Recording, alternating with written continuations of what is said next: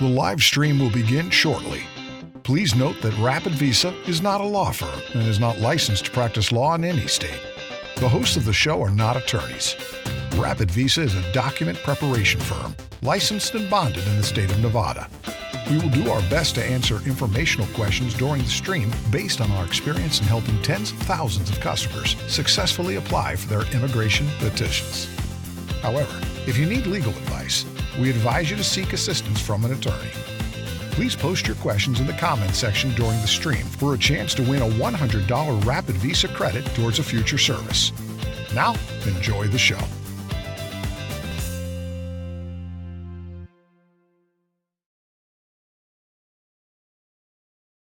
Immigration questions in the comments section during the stream for a chance to win $100 credit, towards a future service. Stay tuned because we'll announce the winner at the end of the show. Please try to make your questions thorough and in one single comment so we have enough information to address all your questions. I'd like to introduce Pam. She joins us today and she's going to start us off with a news brief and a USCIS announcement. Thanks, Rick. So we have a USCIS announcement. On April 19, 2019, the USCIS issued a policy guidance update in the USCIS policy manual. The update clarifies that violations of federal controlled substance law, including violations involving marijuana, are generally a bar to establishing good moral character for naturalization, even where that conduct would not be an offense under the state law. So, as you may know, several states have made marijuana legal for either medical or recreational use, and provision in those state laws is usually a stipulation that all dispensary customers are to give identification and be given into database. So if you purchase any marijuana from a legal dispensary, this could affect your ability to become a U.S. citizen. It is not clear whether or not these dispensary records are going to be shared between the states and the USCIS, and if and when we hear more about this, we'll let you know. At this time, the only explicit means to them finding out about an alien's legal marijuana use outlined by the USCIS is by admission during an interview or arrest. So even though marijuana may be legal in your state, it is advised to avoid prior to naturalization so it isn't used against you to classify you as a person of immoral character. Okay, thanks, Pam. First question comes to us from Nuwana. Nuwana asks, how long does it normally take to get feedback when the U.S. petitioner files for a K-1 fiancee visa? The first form of communication that you're going to receive is called a receipt notice, and it comes on a form, I-797, Notice of Action, and you should receive those within 2 to 3 weeks of filing your case. We have heard and received information back from our customers that it is taking a little bit longer, that the USCIS is a little backed up, so maybe it could take about 4 weeks, but I wouldn't allow it to go any further than that. If you haven't received communication or feedback from the USCIS, within 4 weeks, I would contact them directly, and you can find their phone number on the USCIS website. If not, you can also contact us and we can provide that number for you. But I wouldn't let it go past 4 weeks, but usually you're looking at about 2 to 3 weeks for some form of communication. So just make sure you stay on top of it and don't wait. We've heard too many customers say, well, I waited for 3 months and never received any form of communication, only to find out the USCIS did send out something, but they had the incorrect address. It didn't, reach them. So make sure you stay on top of it. Okay, we have a question from YouTube, Brian Christensen. I just started working for the first time. Will my letter of employment be enough? And my yearly salary be enough for the affidavit of support? Okay, so if you are, it depends on your, because they have an income requirement and it's based on your household size, and it also depends on the kind of visa you are applying. If it's K-1 visa, you have to meet 100% of the HHS poverty guidelines, 2019 poverty guidelines. If it's CR1 or spousal visa you're applying for, you have to meet 125% of the HHS poverty guidelines. So say for example you're applying for K1 and then your household size of 2, it is I think it's 16,000 yearly. That is the minimum income requirement for household size of 2 for a K1 visa. And your question is, I just started working. Will my letter employment be enough? Yeah, it should be. Yeah, so the letter of employment should indicate your annual income, and it should be enough to cover the minimum income requirement for the type of visa you're applying. And for your yearly income, you have to provide the most current tax, which is 2018 tax returns, since we have already passed the deadline for filing taxes, so you have to provide the 2018. And if you have just started working, there might be an issue for that too, because they actually require you to at least show proof that your income is sustainable and stable. So say for instance you've been like working just this month or last month, that might not be enough. That might be an issue later. So we highly recommend you to, if you have assets, to provide them just to supplement your income. Or you can also try to find a co-sponsor who is willing to guarantee for your beneficiary financially. So yeah, that would be it, because these are like financial documents that you have, or these are the financial documents that is necessary at this stage, which is usually the NVC stage and the embassy stage. And just to add to that real quick, you're going to need to provide the tax returns. If you don't, you're going to receive what is called a request for evidence, an RFE letter, unless you can show proof or evidence that you were not required by IRS tax code law, that you didn't have to file your taxes within the most current year. So be prepared for that. If you submit an affidavit of support without your tax returns, you will receive an RFE on that. So to answer your question, you're definitely going to need that. Next question comes from a YouTube user. Why would the Philippines not allow a joint sponsor for a K1? It seems like they're just making up their own rules to be different, because why would a joint sponsor be allowed for a spousal visa? This is an excellent question. And you kind of nailed it here, making up their own rules. They can.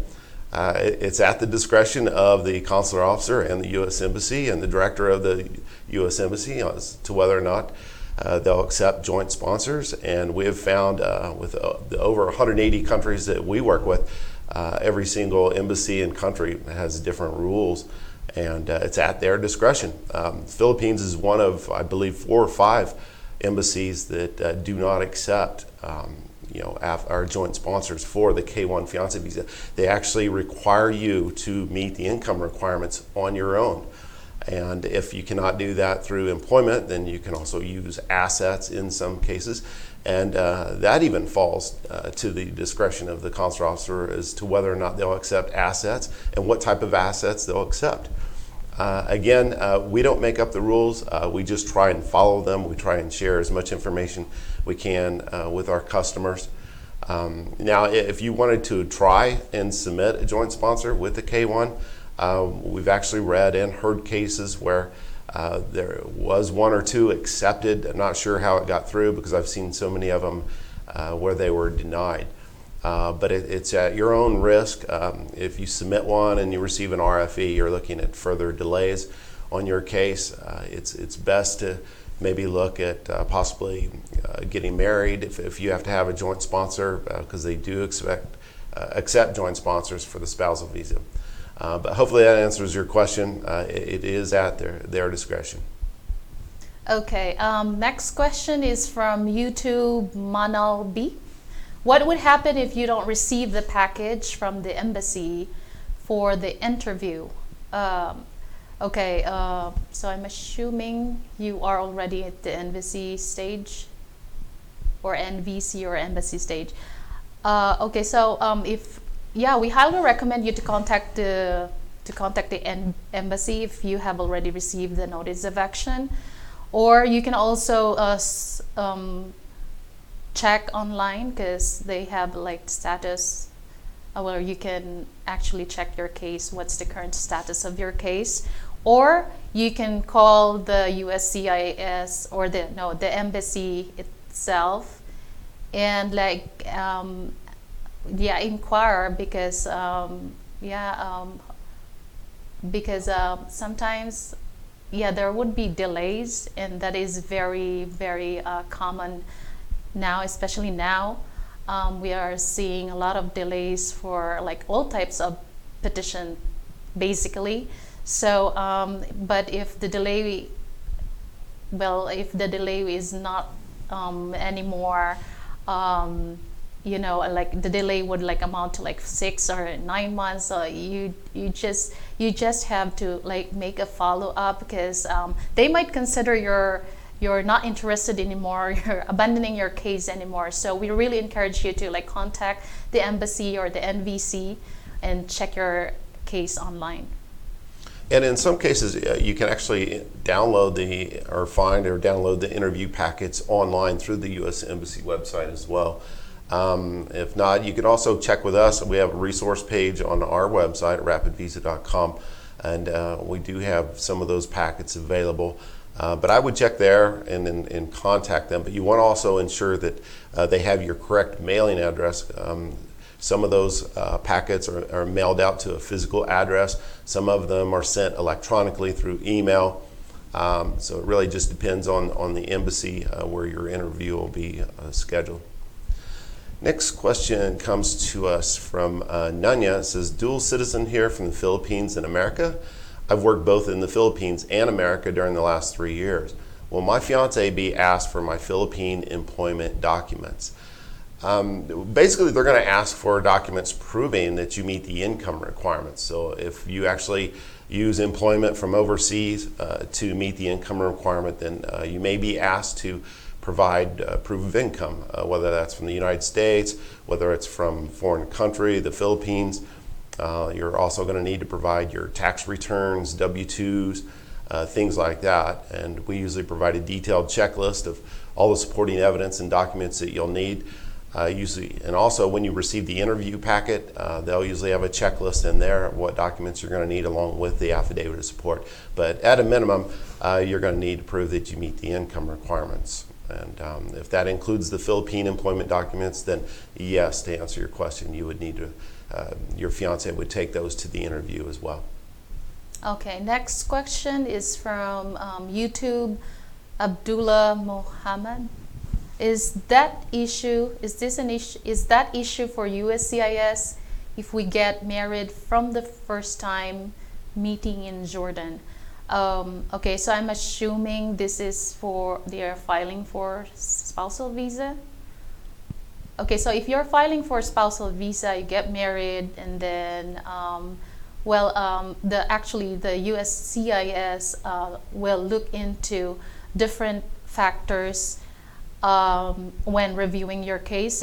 It's not just this aspect of the marriage. They will look into whether or not you have a commingling of funds, coming of finances, like you have joint properties or liabilities. So they are looking into different factors in reviewing your case. So just make sure when you're filing for spousal visa that you are able to provide these evidence, which are you could actually submit documentary evidence, like for example joint bank accounts, joint lease, or bills that have both your names on it. And also one very very like the one kind of evidence that they really consider as strong is that if you have a child together, like a biological child together, that would be, from our experience, a very strong evidence. So the USCIS is looking at different factors, really, in reviewing your case. It is not just this aspect. Okay, next question from Michael and Heidi. Are tax transcripts showing income better than tax returns to submit proof of income? We actually believe that IRS transcripts are a better proof of income simply because providing tax return documents does not actually prove or show that they've been filed with the IRS. Anyone can just draw up Form 1040, 1040EZ, and then submit those. So that's not really strong evidence of income. IRS transcripts are actually from the IRS, Internal Revenue Service, and they actually show your documented income that's been filed with the IRS. So they also replace W-2s, 1099s, things like that. Whereas if you provide your Form 1040 tax returns, you'll also want to provide bank statements, pay stubs, pay statements, your W-2s or 1099s if you're a contract worker. If you're a business owner, it's a little more involved. You're going to want 3 years of tax returns. You're also going to need bank statements. We recommend 6 months. But to answer your question, transcripts are definitely better. They're free. You can order them online through the IRS website. It usually takes 4 to 5 business days to obtain those. So we definitely recommend those over other forms of tax returns. Okay, next question is from Pearl. Can a widow green card holder apply for U.S. citizenship? Sure, you can apply for citizenship, assuming you have all the qualifications and none of the disqualifications. Now, one of the general requirements or qualification for naturalization is that you have to be at least 18 years old at the time of filing Form N-400. This is the application for naturalization. You have to be a permanent resident for at least 5 years. Now, we have a naturalization calculator at our RapidVisa website, or you can just go to rapidvisa.com. And another is you have to demonstrate continuous residence in the United States for at least 5 years immediately preceding the date of filing your Form N-400. Show that you have been physically present in the United States for at least 30 months out of the 5 years immediately preceding the date of filing Form N-400. And also there is a literacy requirement. You must be able to read, write, and speak basic English. There is an exception to this, like you are like older than 65, I think, but I could be wrong. You can also check our website just to make sure you have the correct information, and you have to be a person of good moral character. And lastly, you must be able to show or demonstrate an attachment to the principles and ideals of the U.S. Constitution. Okay, another question from YouTube. Mono B asks, how long does it take after the interview for citizenship to have the ceremony? If you're referring to the oath ceremony, it's kind of tough to provide an exact time frame, but you're usually, from our experience, you're looking at about a month to 2, so about 4 to 8 weeks, somewhere around there. Recently, we're hearing feedback that the process is taking longer. It used to only take a total processing time of 5 to 6 months for naturalization. Now we're hearing upwards of around close to a year. 12 months, so it used to take a month to 2, but now we're hearing longer. You can also check the local USCIS website for processing times for your local USCIS officer, because every processing center and every USCIS office has different processing times. You may even call them as well just to find out what their processing times are, but on average you're probably looking at about 4 to 8 weeks. Okay, next question is from Gabrielle Bugay. Me and my fiancé have been dating for 5 years. We are at the embassy stage. We had no official engagement though, no engagement party or proposal. Could that be an issue at the interview? Well, it could be better if you have, but honestly, the USCIS will just want to know if your relationship is really genuine. So if you're able to show evidence that your relationship with your fiancé is actually bona fide, then I think you are good to go. Just make sure that your fiancé is able to answer the questions at the interview, especially questions relating to you as the U.S. citizen petitioner, because yeah, these things this will always come up during the interview. To check if you are really into this genuine relationship. So yeah, they are looking at different factors in reviewing your case. So I don't think that would be an issue if you don't have engagement party or engagement, official engagement, as long as you're able to prove that your relationship is genuine. Okay, next question comes to us from Lucy Liu. I'm in the MVC stage. If my financial documents were approved on the website, am I in the clear of getting a request for evidence? Well, if you've been approved through the National Visa Center stage and they've actually reached out to the embassy and scheduled an interview for you and you have an interview date, then yes, you're in the clear for the NVC or National Visa Center, but you're not in the clear with the consular officer yet at the embassy. You're going to have an interview, and we do see quite a few RFEs or requests for evidence coming out of the embassies and from the consular officers. But to answer your question, you should be clear. If they've scheduled the interview, then you wouldn't hear anything else from the National Visa Center until they'll send your paperwork on to the embassy. And you're probably looking at about another 4 to 6 weeks for your packet to get to the embassy.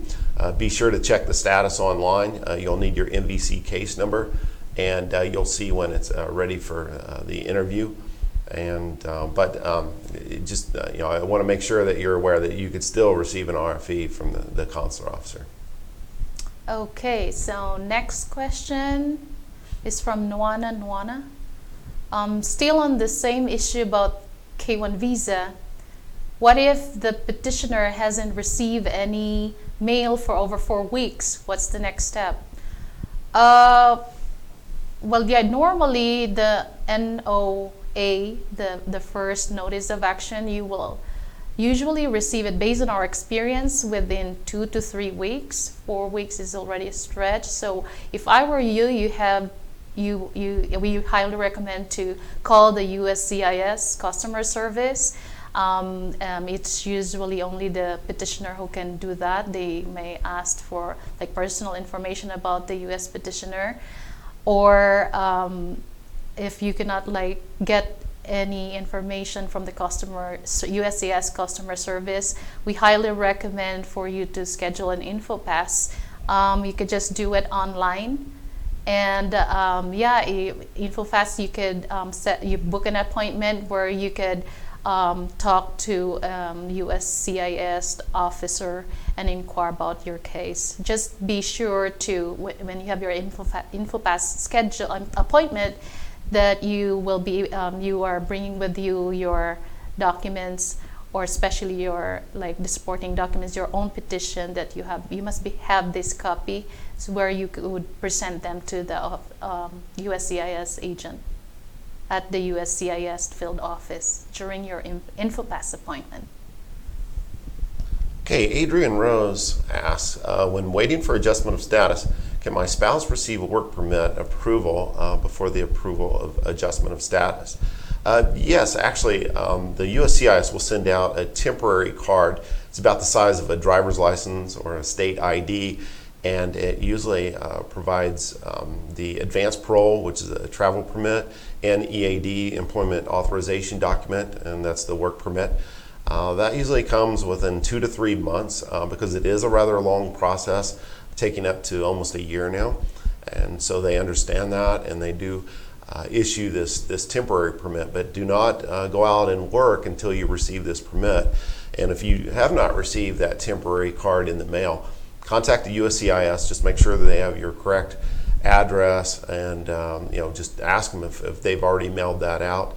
And if they have not mailed it out, you can also ask them when you can expect that card. But usually it's within 2 to 3 months of applying. And as I've mentioned before, we're hearing of numerous delays at the USCIS and the processing center. So don't hold me to the 2 to 3 months, because now we're hearing it's taking longer. Everything is taking longer right now, just because of the backlog and also increased number of cases that the USCIS is processing. But 2 to 3 months is what we've seen. Okay, next question is from Michael Berthold. Are people experiencing delays at the NVC? We applied and were approved through the USCIS back in March, but I've heard nothing from the NVC yet. I'm assuming this is a CR1 petition. Well, if it is a CR1 petition, mostly from our experience, once you get the approval and your case is sent to the USCIS, you should be getting the instructions after you receive the NOA2, which is the Notice of Action, indicating approval of your application. But if you have not heard anything from then, we highly recommend you to call the USCIS or check your status online, see if where you at now at the process, or you could schedule to an InfoPass at the USCIS local field office to check your case. But if this is a K1, I'm not really sure what is the procedure for K1. If it's with a K1, they just basically assign a MVC case number to it, and then they'll send the packet on to the U.S. Embassy. Oh, yes. In this case, it's probably a spousal visa, I assume. And if your case is at the National Visa Center, they'll have jurisdiction over your case. So you'll want to contact the National Visa Center and just find out what the delays are.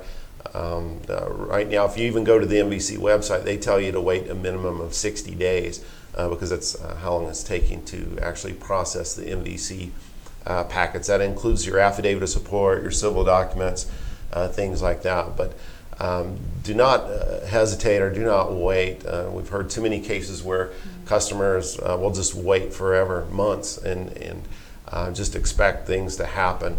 That's not the case. They will keep your case open for a while, but I would just give them a call. You can find the MVC number on the National Visa Center website.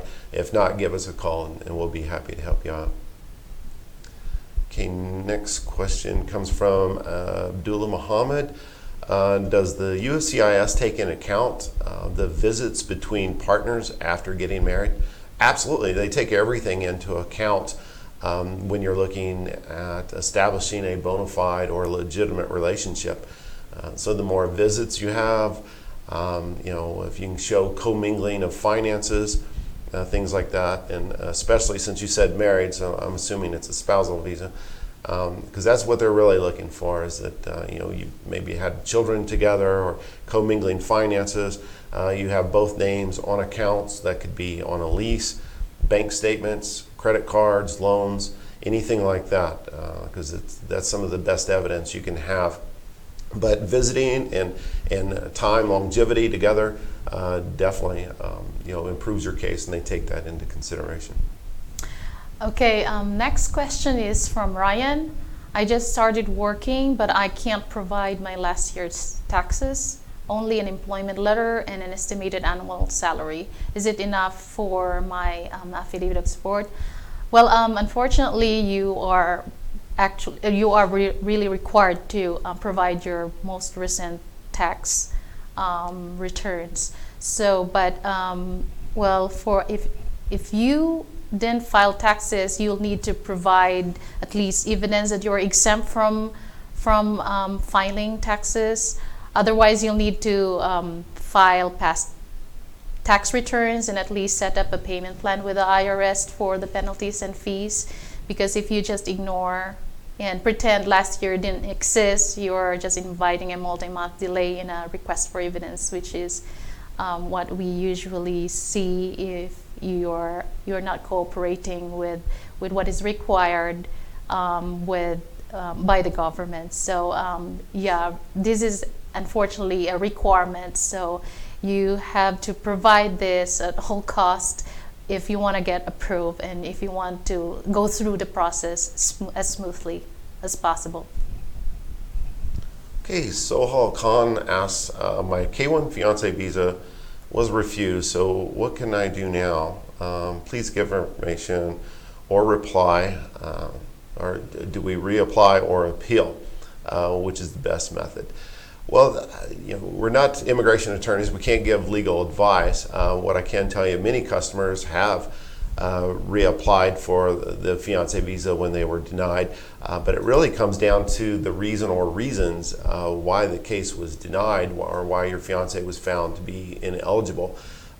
If the denial letter does not specifically state why your fiancé was found to be ineligible, you're going to want to submit an inquiry and find out exactly why. Otherwise, if you reapply, you could be denied for the exact same reasons.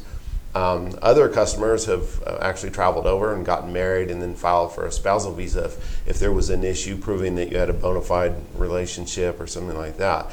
But again, first I would find out why you're denied, and then you can assess whether or not you want to reapply. Now, as far as the appeal goes, it's been our experience that appeals can be very time consuming. They can take over a year. They can be very expensive. There's fees to be paid, and then also if you do decide to appeal, we recommend that you consult with an immigration attorney before doing so. Otherwise, you may just be throwing money and time away. But those are some of your options. You can reapply, you can appeal, or you may even get married and file for a spousal visa. But first, I'd find out exactly why you're being denied and find out what it'll take to overcome those obstacles. Okay, next question is from Nicola Jukic. I'm sorry if I'm butchering the last name. After getting the conditional green card from AOS, how long is the wait process until I can do the removal of conditions? Okay, so once you get the green card from your adjustment of status, you'll be given, your green card would have a validity of 2 years. But because it is conditional, you have to go through the process to remove the conditions of your green card. And you can only remove that 90 days prior to the expiration of your green card. Now, if you want, we have a calculator for our removal of condition. You could just go to our RapidVisa website. There's a calculator there where you can actually know when is the right time to file your application to remove the conditions of your green card. You should not be filing it in advance or before the 90-day period, because definitely they will reject it. So it is important that you file it within 90 days prior to the expiration of your green card. Okay, Lucy Lou asks, if you're at the MVC stage, is there an easy way to update them with a new address if the petitioner or sponsor moves? There's, I'm not sure if this is a spousal visa or a fiancé visa, but if it's a spousal visa, you're going to fill out a form online called the DS-260. It's part of the visa application, and you can update the address on that form. You can also contact the National Visa Center stage and update your address that way.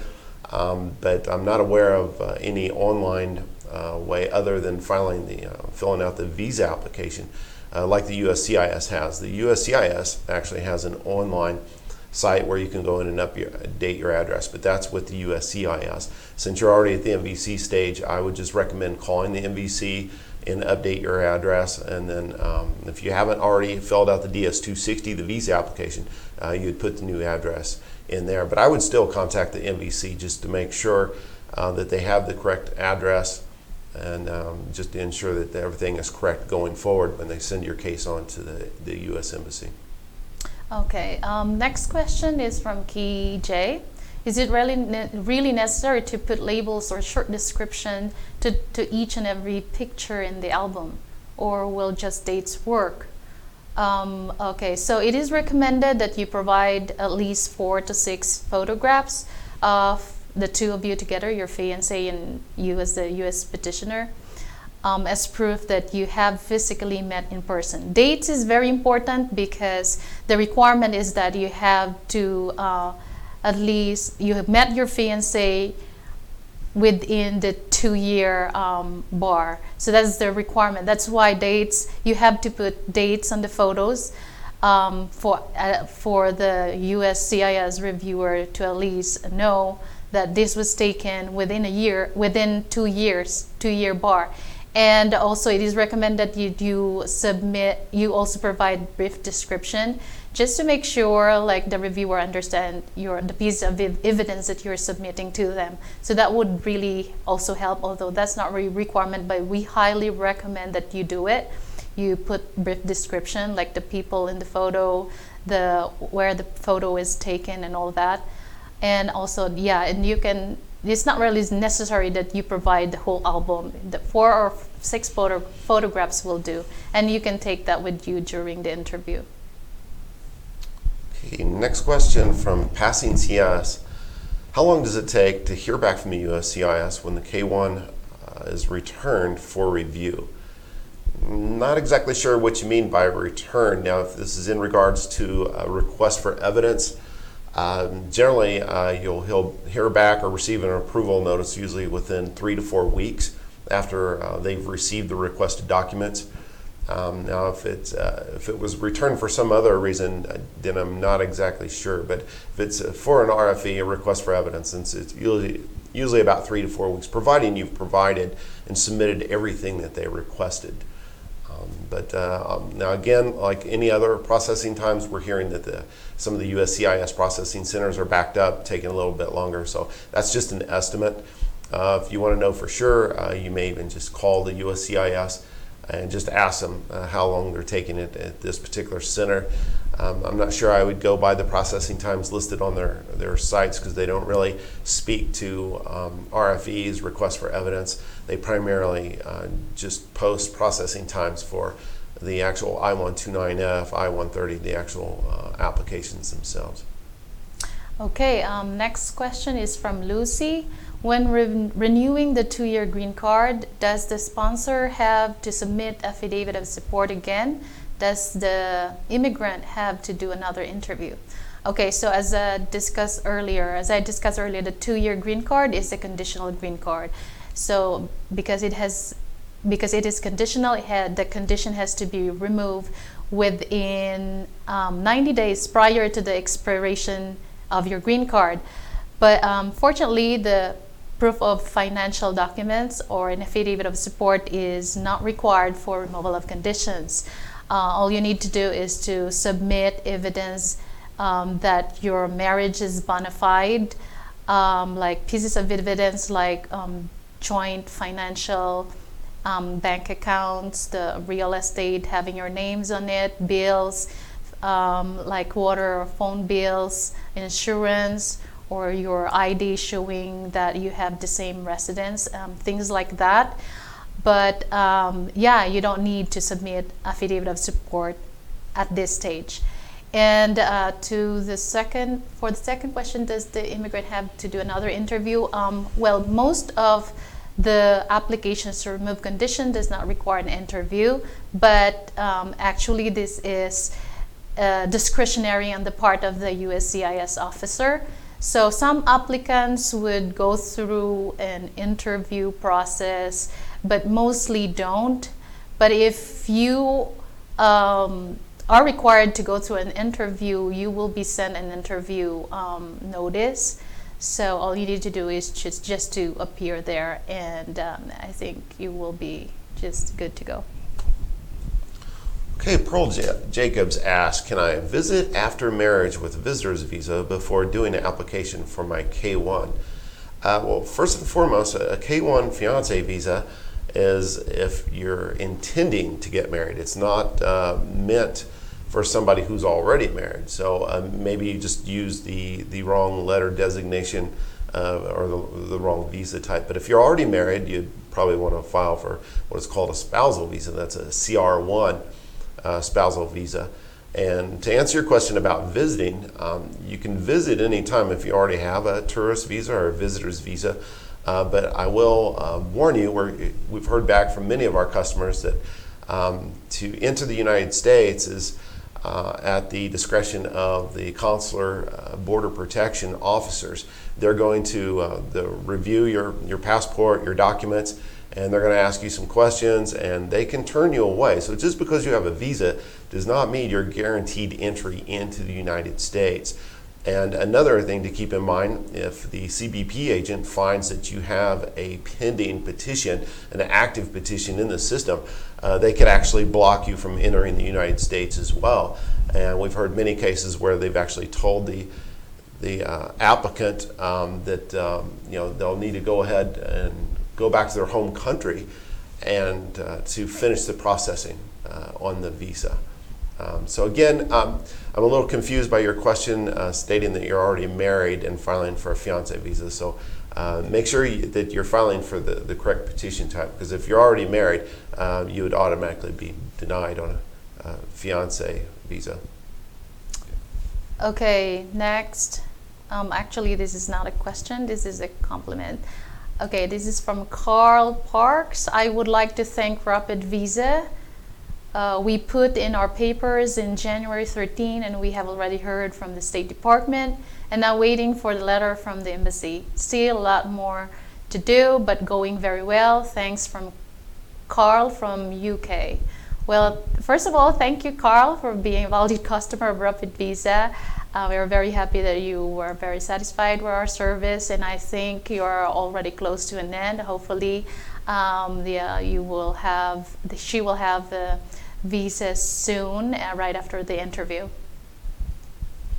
Okay, next question is from Nanya. It says, you guys advertise 99.7% approval rate. Is that just the USCIS stage, or is that the percentage for embassy stage as well? Actually, that's for both stages. That's our approval rate for all petition types, and a lot of customers ask, well, how is that even possible? It seems like a rather high percentage rate, and it is. But we do that by pre-screening all of our applicants. We make sure that they're a good fit for our service. We make sure that they're eligible for the immigration benefit they're applying for. We look at their affidavit of support. We look at the application.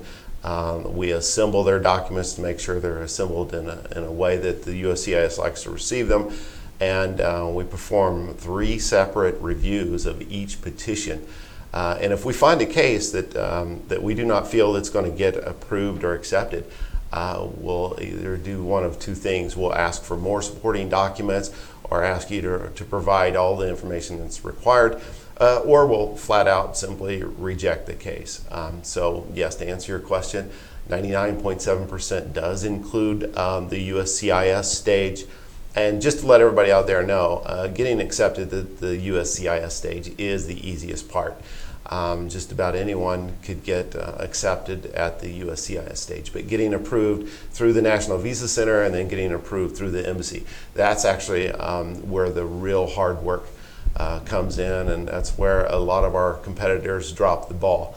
Most companies only process the paperwork for the USCIS. They don't process the paperwork for the National Visa Center. They don't process the paperwork for the U.S. Embassy. They don't provide support through the 2nd and 3rd stages. But I think that's really where we shine. Okay, next question is from Oscar.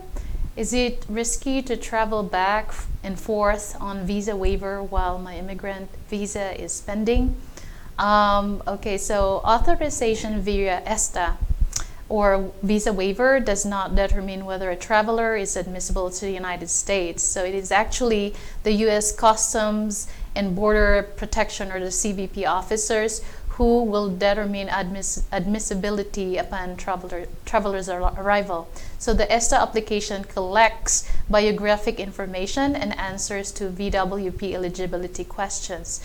Now, since the Customs and Borders Protection Officer have access to the database that would show immigrant status, including any current or prior applications, some applicants have been told from our experience that by Customs and Border Protection Officer, or the CBP, to return to their country and wait for their immigrant visa to be approved and issued before returning to the United States. So therefore, it could be risky to travel with a pending immigration visa petition.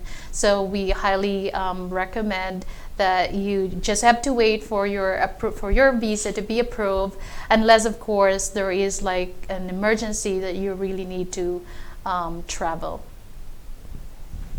Okay, Zakir Bashir asks or states that it's been 127 days after a request for additional evidence, and there's no response. Why the delay at the Nebraska Service Center for a minor child of a U.S. citizen? Well, it's difficult to say why there's a delay, why it's taking so long. I would simply contact the service center. You should have the number on the RFE letter that you received.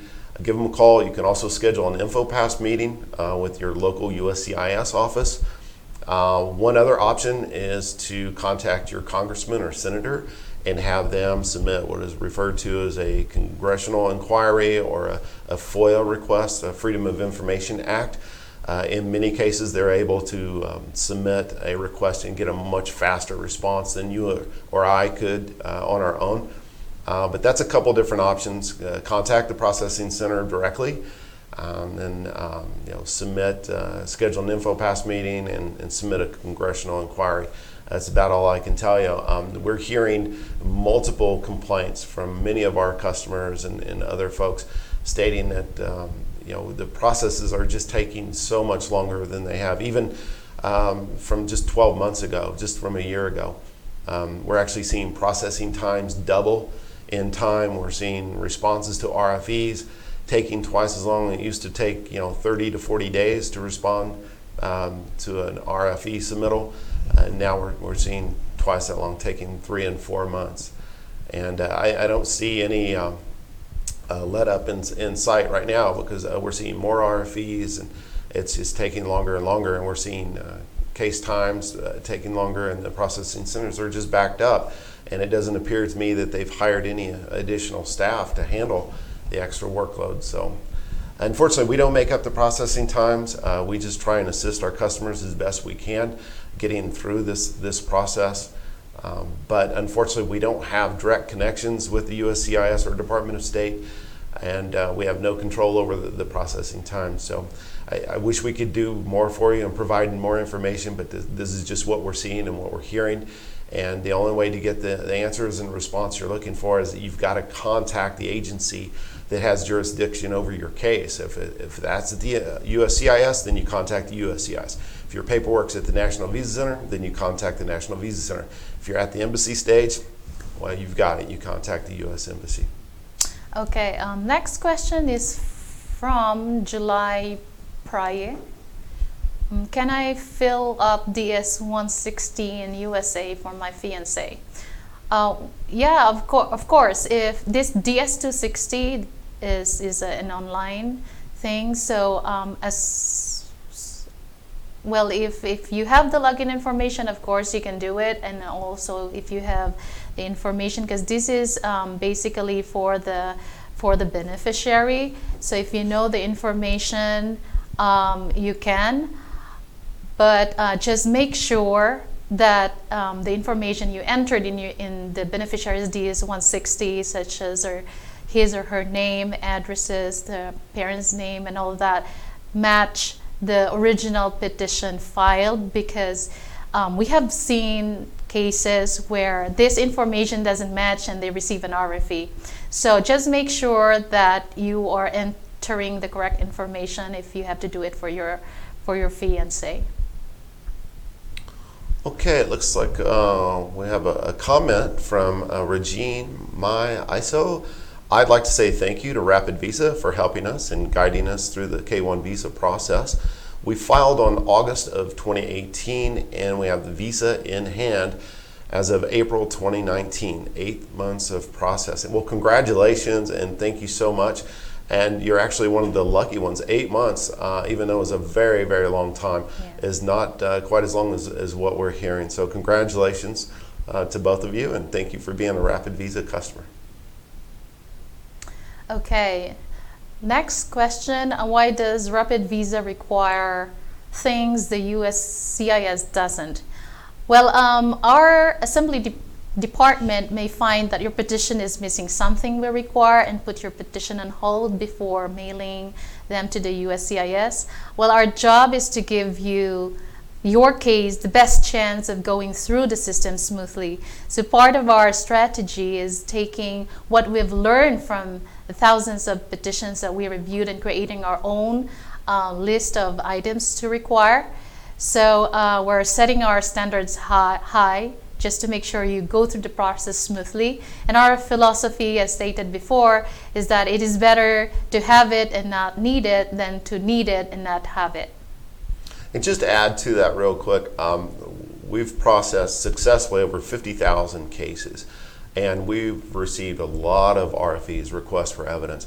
A lot of times we do request additional documents and evidence that's not listed on any checklist that you find at the USCIS website or other websites. But a lot of the additional items we requested is because we're seeing that the USCIS officers are requesting these items, and not just once or twice, but it's become a pattern.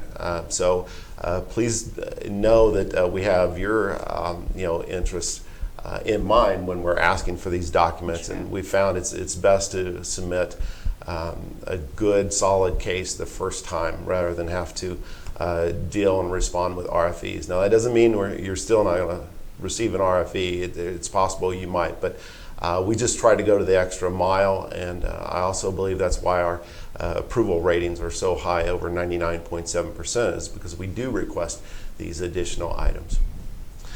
So I'd like to thank everyone for joining us today. Be sure to like, comment, and subscribe to our YouTube channel to get alerted whenever we post new videos. Check out our channel to see if you have a question that has already been answered. And for our giveaway today, Pearl Jacobs, congratulations. You're going to receive a $100 RapidVisa credit. Please claim it by sending us a private message. Thanks again, everyone, and we'll see you next time. Take care. Thank you for joining us today. We apologize if we didn't have time to answer all your questions. However, you can always contact us by phone or chat to answer your questions. We want to remind you that RapidVisa is not a law firm and is not licensed to practice law in any state. The hosts of this show are not attorneys. RapidVisa is a document preparation firm licensed and bonded in the state of Nevada. If you need help with your immigration petition, check us out. We've helped over 30,000 customers from 180 countries apply successfully. Check out our testimonial library at rapidvisa.com, where we have over 1,000 photo testimonials from actual customers describing their immigration journey with RapidVisa. There's no cost or obligation to create your RapidVisa account. You can create your free account at rapidvisa.com/free. Be sure to like and follow us on Facebook to be notified of future live streams. Thank you and see you next time.